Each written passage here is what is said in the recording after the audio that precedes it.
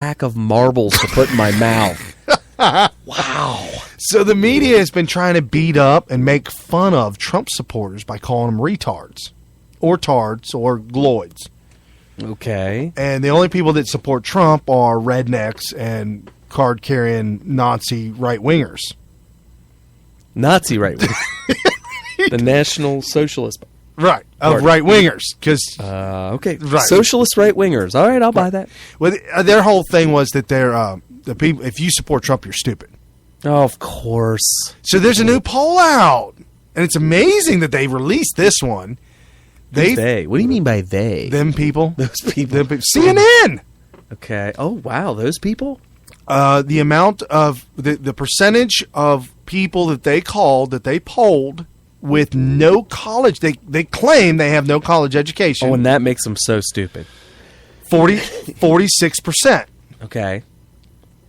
With college education, 27%. Okay. Up from 18. Okay. So it was 18% college educated. Now it's up to 27.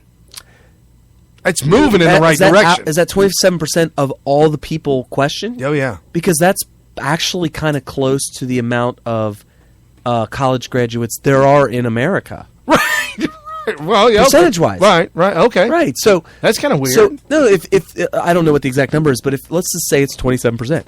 If 27% of all people in America are college graduates, then if you get a poll that says that 27% of all the people that support Trump are college graduates, sounds like it's across the board. It means that you have a mix of equal parts. Oh, correct. 47% no college, 27% college. And they might have thrown that number out to make it look small. It's like it's kind of like saying, "Oh, did you know only 15% of black people support?" Oh, no, that'd be the wrong way to word it. Only 15% of the people that support Trump are black. Well, that's actually normal because only 15% of America is black. Right? Right. See how deceptive the that's why they threw that number in there. I was wondering. They're all stupid. What? See, I didn't get that from that number. I saw the number. I'm like, wow, from 18 to 27, that's pretty good. That's what I was thinking. We're right in the ballpark. And now you're saying that it's even better. That's even better. And they don't even know what they're doing. Oh, people are so... That quote that you've heard, it might have been Mark Twain, who said there's lies, damn lies, and then there's statistics. Right. Which is even worse than damn lies. Right. Because they can do stuff like this. Right. They can say, did you know only 15% of Trump supporters are black? Well, that means that probably... Almost all of them. No, that means that he's got an equal... he's got an equal balance of races. Right, that support him. Yeah, it's an equal balance. It'd be like a little bit from every race. Which is... That's great. Really good. That's great. Yeah. Well, let's look at extremes real quick. What if they said, did you know 90% of all the people that support Trump are college graduates? That sounds pretty smart. Well, actually, that would mean that hardly anybody that didn't graduate from college supports him. Hardly anybody.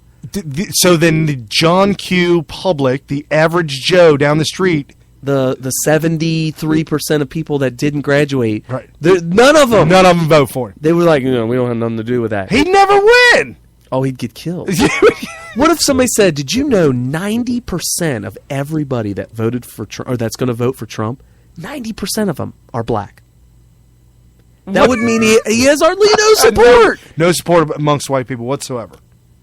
Yeah, because that would mean that that means only the 15% group of America gives him 90% support. That means hardly anybody. He's got tiny numbers. Really tiny numbers, right. So, yeah, you just got to look at the extremes to kind of figure it out. So there was an analysis by a Morning Consultant. It's a polling and marketing research company.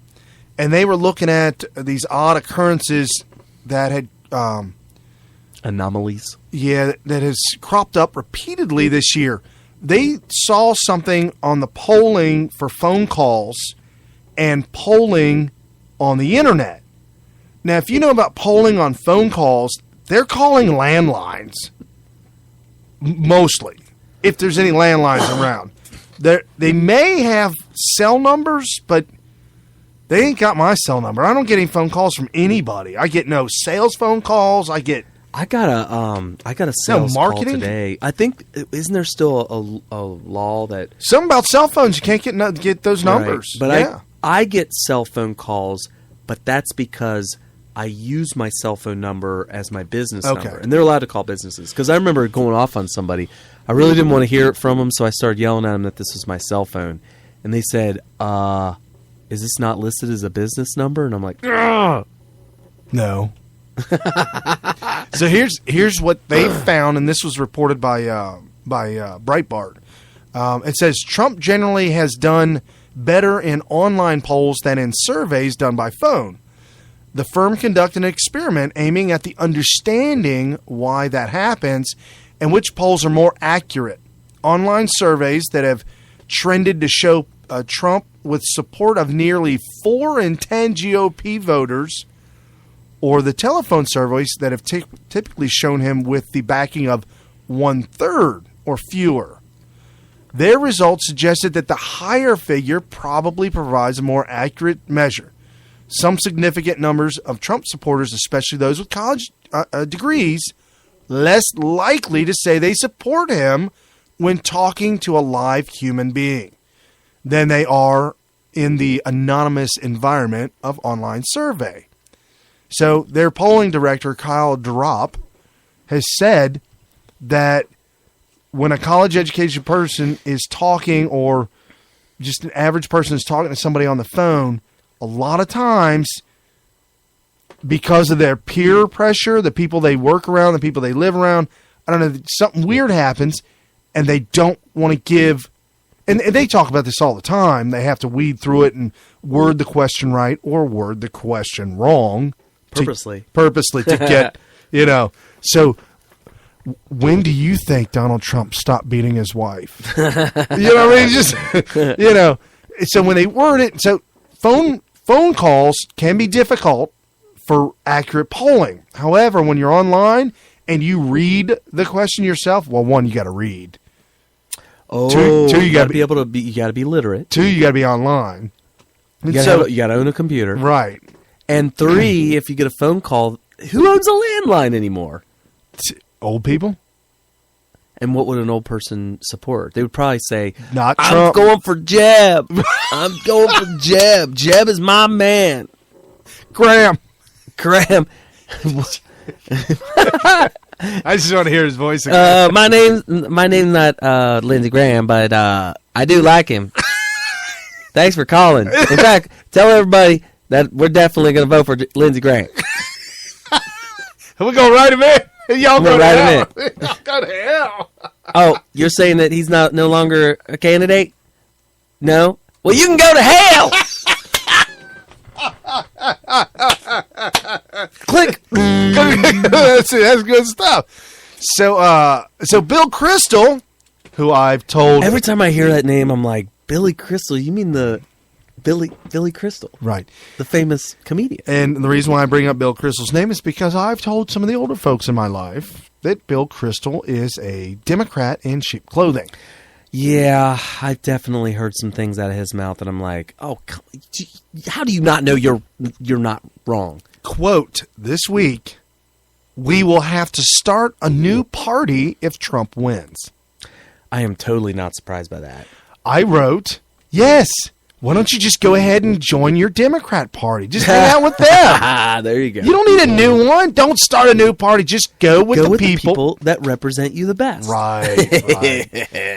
I could say, Bill Kristol, what an idiot. Yeah, no, without a doubt. Rush Limbaugh months ago thought that it was fascinating and pointed out, here we are, for years we had these fringe libertarians who were mostly concerned about real freedom and constitutionalism and didn't want to get bogged down in the big government stuff that you see, of course, the Democrats do, but also they didn't like that with the GOP, who also wanted big government to protect us from terrorists or build up arms against Soviet Russia back in the day. Pay for contraceptives. Contraceptives, whatever. So you got these libertarians who every election cycle would either threaten to or actually go third party. Okay? Right. And the establishment was this giant juggernaut and whatever. This election cycle, he found it fascinating that it's completely flipped upside down. Now you have establishment people who are like, well, if we can't get our way, we're going to go third party. Right. So for the first time ever, and I got to give Rush credit for pointing that funny thing out, that That flipped. is amazing. It's flipped on its head. Dude, there's a lot of things flipped on their head this time around. Yeah. It is just amazing. Did you hear about the Hispanics? There's a big, huge backlash.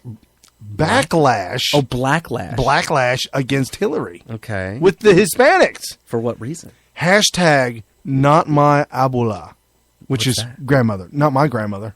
Hmm? No. Well, what's it about?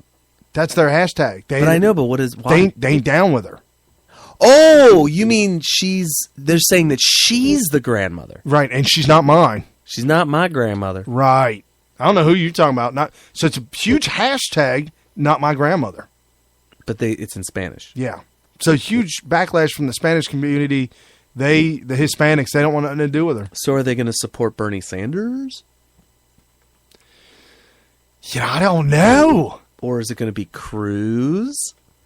Maybe. You know, I haven't heard Cruz speak Spanish. Is he going to be able to get out there on a mic and just blow up? I don't know if he perfect Spanish. I don't know if he should. Jeb did. You see how much that worked? Trump. It worked great for George Bush, though. George Bush would do entire speeches in Spanish, and it worked for him really well. He would go to Texas. None of the other candidates would make fun of him about doing that, though. No, nobody said a word. In fact, they were Trump came out and said it about Jeb. Right. You speak English when you're in this country. Well, if you listen and hear me out on this, okay. It might have been somebody, one of the talk shows, played an audio of Jeb Bush speaking Spanish. And I was amazed. He sounded very forceful, very authoritarian. Okay. And we were all like, why doesn't he talk like this when he's talking in English? Wow. It kind of reminds me of what you said about your wife. You know what? She's real nice and sweet when she's talking in English. Yeah. She gets into the Spanish, and all of a sudden it's like... Let loose. Sounds like Chris Tucker on Friday. Yes, it does. Real sassy and all that kind of stuff. So I'm thinking that, is it because of the language? Does the language cause people who would normally be speaking nice and peacefully in English, as soon as they start speaking Spanish, does it bring something else out of them? Oh yeah, it's that anger. So the language is angry. It's angry language. It's not a peaceful language. It's an angry. That was a language of love. No, that's not French, anymore. French. The person who said that French is the language of love has never, because that's so sexy, has never stood in front of an Italian woman speaking Italian. She got to keep her arms down, though. Because if the arms go up and you see buckwheat in a headlock. Not in Italy. Really? No. Oh, I thought that was in That's Italy. French. The French do that. Yeah, they're hairy. So they got the bad language and the bad buckwheat. Right. In the headlock. And the bad attitude. Because they're all liberal. Oh, yeah. You got them sweet, nice Catholic girls down in Italy who look gorgeous. Okay. I'll take your word for it. And when they speak Italian, whoo, you just melt. Okay. Like, I have no idea what you're saying, but I'll just sit here all day. I'm a sucker for a nice-looking girl with a British accent. I don't know why. No idea. I'm just a sucker for it. They don't shower, though. Them Brits. They're just dirty. I don't think anybody in Europe does. And the further east you go, the less they bathe. And they use no toilet paper. Right. In the east. You keep going east, and there's just nothing left. Oh, man. Did you see the Japanese toilets? It's a channel. It's a lock. Or not a lock, but a, like a, a channel. Wow, that's pretty creepy. That's pretty messed up. So you have to hover over a river of water.